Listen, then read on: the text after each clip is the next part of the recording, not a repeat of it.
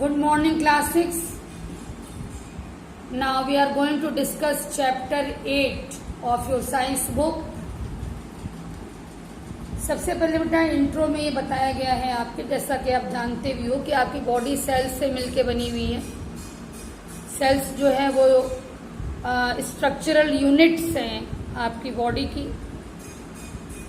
Sales के according, number of sales के according two types के ऑर्गेनिजम्स होते हैं, यूनिसेल्यूलर एंड मल्टीसेल्यूलर. जो यूनिसेल्यूलर ऑर्गेनिज्म होते हैं उनमें सारे लिविंग ऑर्गेनिज्म के फंक्शंस सिंगल सेल में ही हो जाते हैं, चाहे डाइजेशन हो, एक्सक्रीशन हो, रेस्पिरेशन हो, सब. और जो मल्टी सेल्यूलर हैं, ठीक है, तो इनमें तो भाई डिफरेंट काइंड्स ऑफ सेल्स पाई जाएंगी. इनमें कैसे क्या होता है, तो कई सेल्स मिलके टिश्यू बनाती हैं.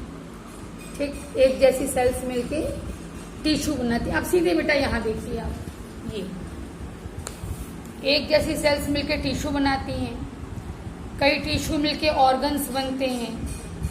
कई ऑर्गन्स मिलके ऑर्गन सिस्टम बनते हैं. ठीक है, ये ह्यूमन बॉडी की ही बात हम लोग कर रहे हैं. और कई ऑर्गन सिस्टम मिलके ह्यूमन बॉडी कंप्लीट होती है. अब ये सिस्टम कौन कौन से हैं? रेस्पिरेटरी सिस्टम है, देखिए यहाँ पर देखिए, रेस्पिरेटरी सिस्टम, रेस्पिरेटरी के अलावा circulatory system, nervous system, skeleton system, muscular system, reproductive system, excretory system. ठीक है, तो ये सिस्टम क्यों बनता है एक्चुअली? जैसे रेस्पिरेटरी सिस्टम है, रेस्पिरेटरी सिस्टम में वो सब ऑर्गन्स आएंगे जो रेस्पिरेशन संबंधी काम करेंगे. उनका फंक्शन सारा रेस्पिरेशन से रिलेटेड होगा. इसी तरीके से सब में है. अच्छा, हमारा मेन फोकस इस चैप्टर पर मूवमेंट से है, तो जरा उसी के बारे में हम चर्चा करते हैं. देखिए, प्लांट्स और एनिमल्स में यहाँ पर थोड़ा डिफरेंस होता है. प्लांट्स हैं वो रूट के थ्रू फिक्स होते हैं एक जगह. ठीक है, कोई भी ट्री को आपने नहीं देखा कि यहाँ से चल के वहाँ पे जाए, या कोई भी प्लांट. क्यों? रूट्स उनको फिक्स रखे होते हैं. वो अलग बात है कि मूवमेंट थोड़ा बहुत होता है विंड से या ग्रोथ से, उसका कोई मतलब नहीं. यहाँ पे ऐसे मूवमेंट की बात हो रही कि from one place to another place की बात हो रही. देखिए, movement is a function unique to animals, मैंने अंडरलाइन किया है, यानी ये एनिमल्स में हो. प्लांट में ऐसा मूवमेंट नहीं होगा, from one place to another वाला मूवमेंट. ठीक है, एनिमल्स जो हैं जंप कर सकते हैं, hop, walk, crawl, run, fly, तमाम चीज़. लेकिन एनिमल्स ये सब, प्लांट्स ये सब नहीं कर सकते. ठीक है, अब है कि यदि हमारे में मूवमेंट होता है ह्यूमन बॉडी में, तो कैसे होता है? देखिए, ह्यूमन बॉडी में मूवमेंट जो है वो पॉसिबल होता है मसल्स और स्केलेटन के कारण. ठीक, यानी स्केलेटन का मेन रोल है. तो चलिए पहले ह्यूमन स्केलेटन के बारे में ही डिस्कस करते हैं. What is skeleton? बोन्स से बना हुआ जो फ्रेम है आपकी बॉडी में, दैट इज स्केलेटन. इसी बोन्स के फ्रेम के कारण आपकी बॉडी को एक शेप मिलता है. ठीक है, जब जन्म होता है नवजात शिशु में लगभग 300 बोन्स होती हैं, लेकिन जब आप एडल्ट हो जाते हो तो बोन्स का नंबर कम हो जाता है, केवल 206 बोन्स रह जाती हैं. आप कहोगे ऐसा क्यों? बोन्स बढ़नी चाहिए, घट क्यों जाती हैं? घट इसलिए जाती हैं कि पहले छोटी छोटी बोन्स बहुत सी होती हैं बेबी में. जैसे जैसे बेबी बड़ा होता है बोन्स फ्यूज होती जाती हैं, जैसे दो बोन मिलके एक बोन बन गई, इस तरीके से होता है. तो इसलिए बोन्स का नंबर कम हो जाता है. अब बोन्स या स्केलेटन सिस्टम का और क्या वर्क है, क्या फंक्शन है, इसको भी सुनिए. फर्स्ट फंक्शन तो मैंने बता दिया कि आपकी बॉडी को एक फ्रेम या एक स्ट्रक्चर देता है। अब आप कल्पना कर लीजिए कि ये बोन न रहे तो बॉडी कैसी होगी, कहाँ इनमें कोलैप्स कर जाएगी बॉडी। मसल्स जो हैं वो बोन से अटैच्ड होती हैं, और मसल्स और बोन के रोल से, दोनों के इकट्ठा जब दोनों का रोल होता है तभी मूवमेंट बॉडी में पॉसिबल हो पाता है। दोनों का ही रोल होता है। तो मस्कुलर सिस्टम के बारे में तो इस चैप्टर में बहुत डिटेल नहीं दिया है, चलिए जो दिया है वो मैं बता रही हूँ। इसके अलावा बोन्स का काम एक और बहुत इम्पॉर्टेंट वर्क है। आपकी बॉडी के अंदर जो डेलिकेट ऑर्गन्स जैसे लंग्स है, हार्ट है, ब्रेन है, इस सबको प्रोटेक्ट करता है, रक्षा करता है बोन का फ्रेमवर्क जो है। बोन का एक बहुत ही इम्पोर्टेंट वर्क और है। कोई भी बोन आप हाथ में लेंगे बाहर से तो एकदम जैसे ये हार्ड है बोन, मान लीजिए ये बोन है, ठीक है, बाहर से एकदम हार्ड है, लेकिन यदि इसको तोड़ा जाए तो अंदर काफी सॉफ्ट टिश्यू भरा होता है। जैसे इसके अंदर ये रेड आपको दिखाई दे रहा है, तो आप मान लीजिए कि ये सॉफ्ट टिश्यू है इसके अंदर का, जिसको बोन मैरो कहते हैं। ये ऊपर जो है बोन है, बोन के अंदर बोन मैरो होता है, बोन हार्ड है, बोन मैरो सॉफ्ट है। और इस बोन मैरो का इम्पोर्टेंस ये है बेटा कि इसमें ब्लड सेल्स बनती हैं, होता है ना, red blood cells, white blood cells, उसको कार्पशल्स भी बोलते हैं, रेड ब्लड कार्पशल्स, वाइट ब्लड कार्पशल्स, तो वो इसी में बनता है बोन मैरो में, ठीक है ना। अब स्केलेटन की बात आई थोड़ी डिटेल में, तो स्केलेटन को इन्होंने बांटा है, देखिए, स्कल, रिब केज, बैकबोन और लिम्स। तो चलिए स्टडी करते हैं। स्कल जो होता है वो टोटल 22 बोन्स इसमें होती हैं, ठीक है। 8 बोन्स अपर पार्ट बनाती हैं स्कल का, और फेस और जॉ ये सब मिलके 14 बोन्स ये सब मिलके बनाती हैं, फेस और जॉ। और सबसे इम्पोर्टेंट बात ये होती है कि केवल जो लोअर जॉ है वही मूवमेंट कर सकता है। आप अभी अपना मुंह हिला करके और आप आजमा लीजिए। और ये जो लोअर जॉ आपका मूवमेंट करता है, नेचर ने ऐसा क्यों बनाया इसको, ताकि आप बातचीत कर सकें और भोजन कर सकें। उसमें भी मूवमेंट नहीं होगा तो आप भोजन को कैसे च्यूइंग करेंगे, चबाएंगे, बोलिए, नहीं चबा पाएंगे। बाकी सभी जॉइंट्स जो है इमूवेबल हैं, ठीक है। अब रिब केज पर आइए। इसमें बेटा 12 पेयर्स बोन होती, जैसे कि ये और ये मिला के एक पेयर हो गया, इस तरीके से ये और ये मिला के एक पेयर हो गया, तो टोटल 12 पेयर यानी 24 बोन्स होती हैं। आप देख रहे हो केज का शेप बन रहा है, क्यों बन रहा है भाई, ये हार्ट को प्रोटेक्ट करेगा, स्टमक को कुछ हिस्सा, स्टमक का कुछ हिस्सा प्रोटेक्ट करेगा, किडनी को प्रोटेक्ट करेगा, किडनी के कुछ भाग को, हार्ट और लंग्स को टोटली प्रोटेक्ट करता है रिब केज जो है, ठीक है ना। और इसमें इम्पोर्टेंट बात देखिए क्या है, ये आगे छाती की हड्डी स्टर्नम होती, इसमें दिया नहीं, मैं बता रही हूँ। आगे छाती की हड्डी स्टर्नम होती, पीछे बैकबोन होता है। आप अपनी पीठ में देखिए, सिर के बीचों बीच नीचे से पूरी पीठ में एक सीधी लाइन जैसा गया है, कौन सी बोन होगी इसमें, देखिए दिखाया हो तो मैं आपको दिखा दूं। ये देखिए, ये पीछे वाला ये बोन, ये बैक बोन है, ठीक है। और बैक बोन तो होती है पूरी यहाँ से लेके यहाँ तक। सामने ये छाती की हड्डी होती है स्टर्नम, आई थिंक इसमें लिखा भी है स्टर्नम, देखिए, ठीक। तो जो ये रिब्स की बोन होती है ना, तो आगे की ओर जुड़ी रहेंगी स्टर्नम से, पीछे की ओर जुड़ी रहेंगी बैकबोन से। लेकिन इसमें का 2 पेयर ऐसा होता है जो आगे नहीं जुड़ा होता है, केवल पीछे जुड़ा होता है, तो उसको हम लोग कहते हैं फ्लोटिंग रिब्स। 2 पेयर ऐसा होता है जो आगे स्टर्नम से नहीं जुड़ा होगा, फ्री होगा, तो उसको हम लोग कहते हैं फ्लोटिंग रिब्स, ठीक है। तो ये तो इसके बारे में हो गया बेटा, रिब केज के बारे में। बैक बोन के बारे में बता दूं, फिगर मैंने दिखाया ही बैक बोन का, ये बैक बोन है आपका। बेटा यहाँ से यहाँ तक ना ये बहुत ही छोटी छोटी 33 बोन्स से मिलके बना हुआ है, सिंगल बोन नहीं होती है।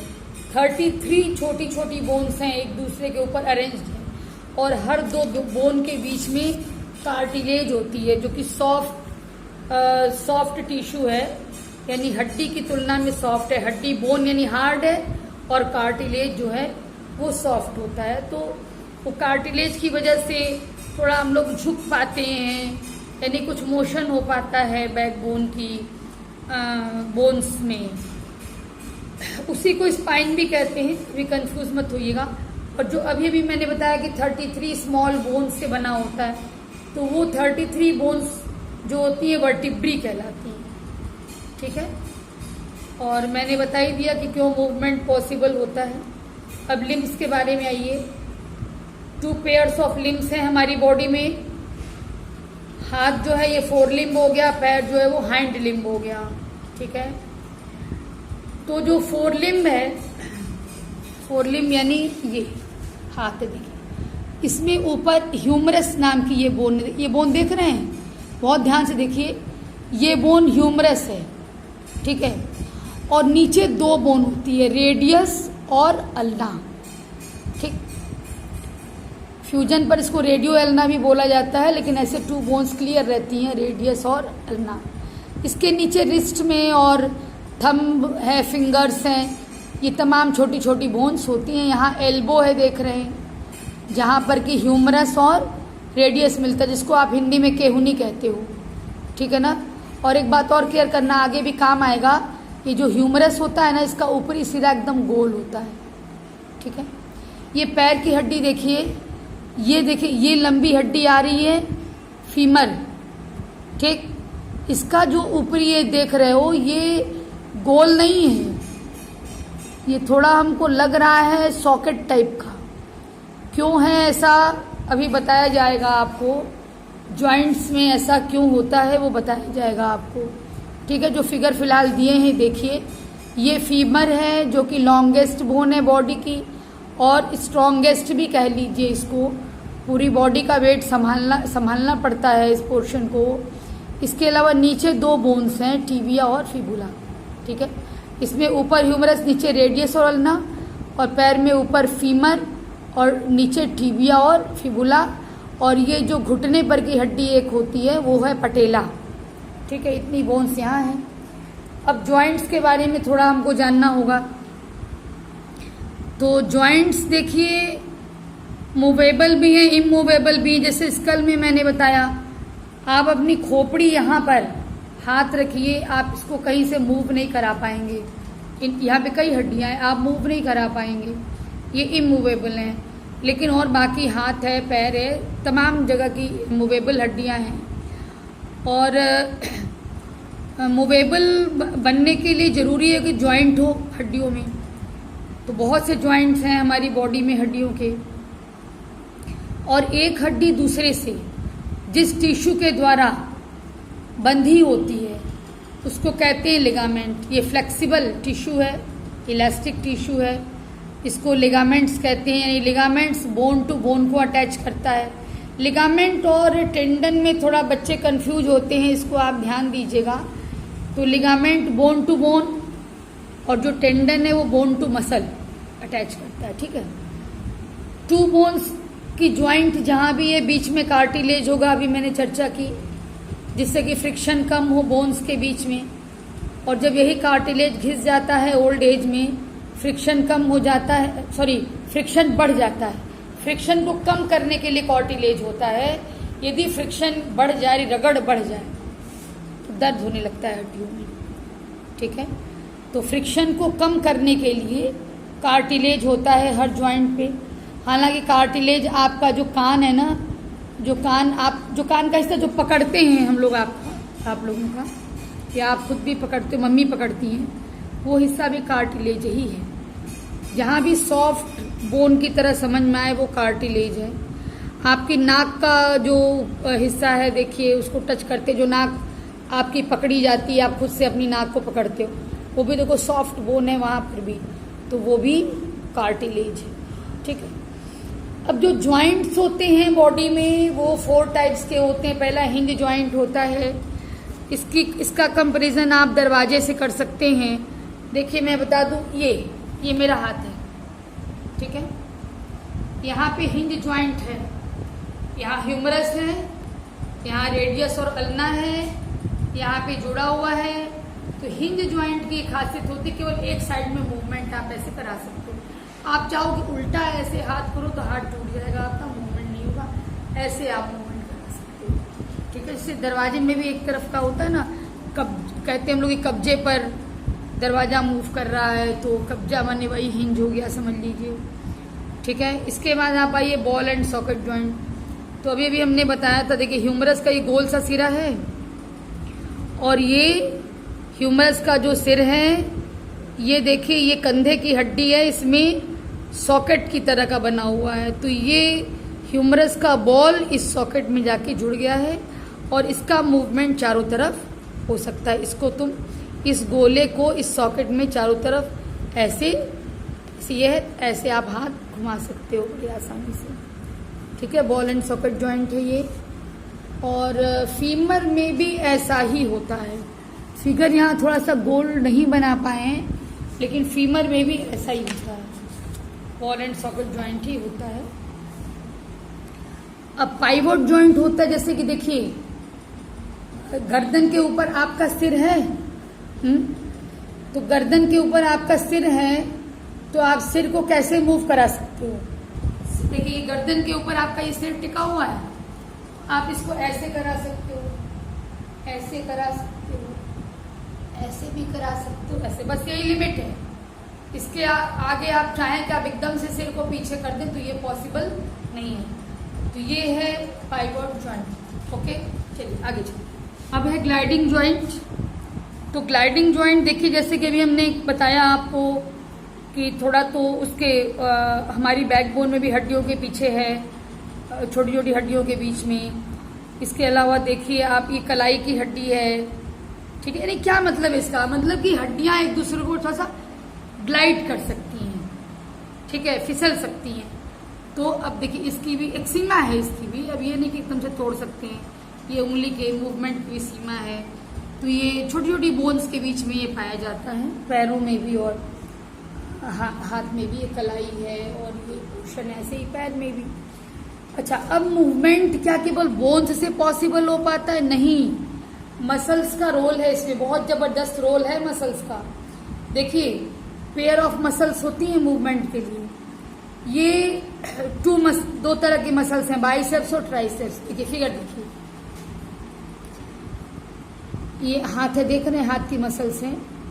इधर की तरफ किसी में भी देखिए, इधर की तरफ बाइसेप्स है, इधर की तरफ ट्राइसेप्स है। जब हाथ को आप समेटेंगे, यानी कैसे, देखिए ऐसे करेंगे, ठीक, देखिए ये चीज ऐसे करेंगे, तो जो यहाँ की मसल है बेटा वो कॉन्ट्रैक्ट होगी, सिकुड़ेगी, और जो यहाँ की मसल है वो फैलेगी, उसमें एक्सपेंशन होगा। अब देखो, अब समझ में आया। जब इस व्यक्ति ने हाथ को मोड़ा हुआ है तो ये बाइसेप्स वाली मसल कॉन्ट्रैक्ट हो गई और जो ट्राइसेप्स वाली मसल है वो फैल गई, ठीक। अब जब हाथ खोल दिया तो ये जो एक्सपेंड थी वो कॉन्ट्रैक्ट हो गई और ये जो कॉन्ट्रैक्ट थी वो एक्सपेंड कर गई, रिलैक्स हो गई, कह सकते हो। एक्सपेंशन को एक्सपेंशन ना करके यहाँ तुम रिलैक्सेशन भी कह सकते हो। तो इस तरह से एक मसल पेयर में की एक मसल रिलैक्स होगी और एक जो है वो कॉन्ट्रैक्ट होगी, तब मूवमेंट होता है, ठीक है। तो यानी मूवमेंट के लिए मसल्स की जरूरत भी है। अब इसके बाद एक्सरेज के बारे में कुछ बताया गया है। डॉक्टर्स एक्सरे लेते हैं, कभी फ्रैक्चर होता है, ऐसी कोई प्रॉब्लम होती है। देखिए कुछ एक्सरेज यहाँ पे दिखाए गए हैं। तो इसमें एक्सरे जो है वो स्पेशल काइंड ऑफ रे है जो कि सॉफ्ट टिश्यू को तो क्रॉस कर जाएगी लेकिन बोन्स को क्रॉस नहीं करेगी। तो जहाँ हड्डी टूटी रहेगी ना, वहाँ पे आपको साफ साफ दिखाई पड़ जाएगा कि यहाँ पे रेस क्रॉस कर गई हैं, यानी कि यहाँ पे कुछ न कुछ गड़बड़ है। क्योंकि साफ साफ इसमें है, ये जानकारी आपको होनी चाहिए कि सॉफ्ट टिश्यू को तो ये रेस पास कर जाती हैं लेकिन बोन्स को क्रॉस नहीं कर पाएंगे। इसी तरह इस तरह की फोटो आपको एक्सरे में साफ दिखाई देती है। ब्लैक बैकग्राउंड पे वाइट फिगर। अब बेटा इसके बाद मूवमेंट इन अर्थवॉर्म है, बहुत छोटे में समझाएंगे, आप बिल्कुल घबराइएगा नहीं। कुछ जानकारी की चीजें जो जरूरी है, जैसे अर्थवॉर्म है, अर्थवॉर्म के मूवमेंट में सीटी काम आता है। सीटी क्या है? इसकी पूरी बॉडी में नीचे के साइड में ब्रिसल में बहुत छोटे ब्रश की तरह स्ट्रक्चर होता है, जो मसल्स से जुड़ा होता है, वो सीटी कहलाता है। ये सीटी एक्चुअली इसका फंक्शन ये होता है कि ये जब अर्थवॉर्म चाहेगा, ये अर्थ के अंदर घुस के अर्थ के साथ ग्रिप बना लेगा, पकड़ लेगा अर्थ को। मूवमेंट में काम जरूरी होता है। कैसे? देखिए ये अर्थवॉर्म है, ठीक है, इसको मूवमेंट करना है। ये क्या करेगा? इसका ये हेड का पोर्शन है, हेड के पोर्शन को पहले लंबा करेगा। देखिए लंबा किया, लंबा करके यहां पर ये ग्राउंड को पकड़ लेगा, और अब पीछे का जो पोर्शन है वो ग्राउंड को छोड़ करके अब उसमें कॉन्ट्रैक्शन हो जाएगा, वो आगे आ जाएगा पोर्शन, ठीक। फिर वही काम होगा, फिर आगे वाला पोर्शन लंबा होगा, लंबा होकर के आगे जमीन को पकड़ लेगा, और उसके बाद फिर पीछे वाला पोर्शन सिकुड़ करके आगे आ जाएगा।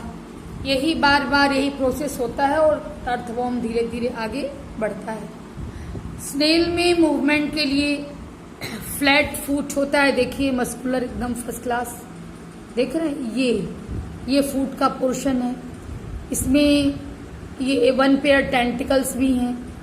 इन्हीं टेंटिकल्स के टिप पर इनकी आईज है। आपको आश्चर्य लग रहा होगा, लेकिन ऐसा होता है इसमें।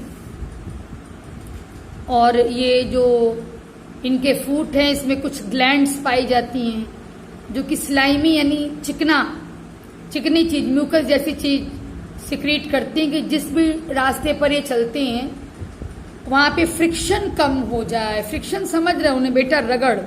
जैसे कोई चीज हम तुमको ऐसे समझाएं, कोई बिल्कुल स्मूथ सड़क है और कोई उबड़ खाबड़ सड़क है, तो स्मूथ सड़क पे तुम जब चलोगे तो तुम आराम से चलोगे, और उबड़ खाबड़ सड़क पे चलोगे तो मुश्किल से चलोगे, क्योंकि स्मूथ सड़क और तुम्हारी जूते के बीच फ्रिक्शन जो है वो कम होगा, लेकिन उबड़ खाबड़ सड़क और तुम्हारे जूते के बीच फ्रिक्शन ज्यादा होगा।